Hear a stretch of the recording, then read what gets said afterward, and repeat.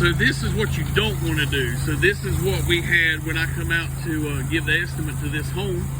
And you can see the severe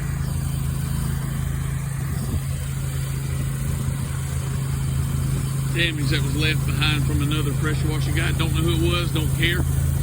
But guys, this is what you don't want to leave at your homeowner.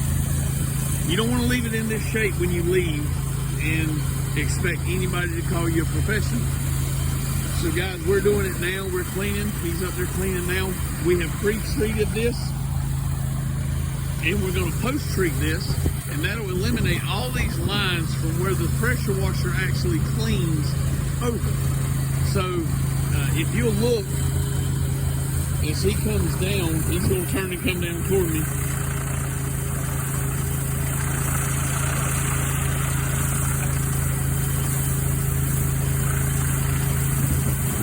Well, he's going to go get that sidewalk up there first. So anyway, I'll show you right here. So you see this line, this is where we turn wheel around, and this line. So as your surface cleaner comes down, your surface cleaner is creating this round cleaning area. As you're coming down, your surface cleaner should only hang over about 1 inch to 1/2 inch. You should try to get your surface cleaner right on the edge of your line you just cleaned. The reason you want to do that is because you will create a double clean spot, because as that rotator rotates and the head spins, the spot to the left or right, when you cross over that spot, you're cleaning twice.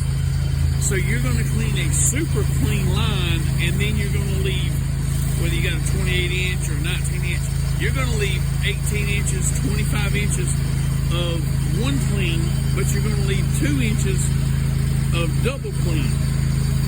Guys, that's just the way it is.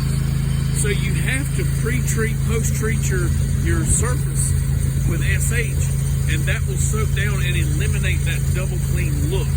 You don't want to leave that double clean look like that. You don't want to do that. See where this line, that's a double clean. So he went over almost 5 inches. This line, probably 5 inches. Some of this line here, you get up here, and some of it, look at this. Look at that one right there. So he cleaned that one almost 8 inches wide. So you don't want to leave your driveway with these overly clean spots. And then these are the one where the surface cleaners pass one time. Another way to combat that, it's a little more of a time-consuming thing, but if you go in the opposite direction.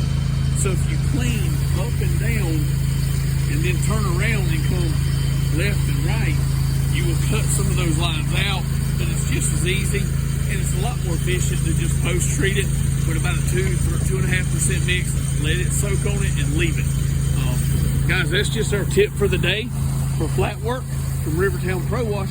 I appreciate you watching our channel. Subscribe, like our videos, and we look forward to seeing you maybe at the next convention, maybe the Hughes convention.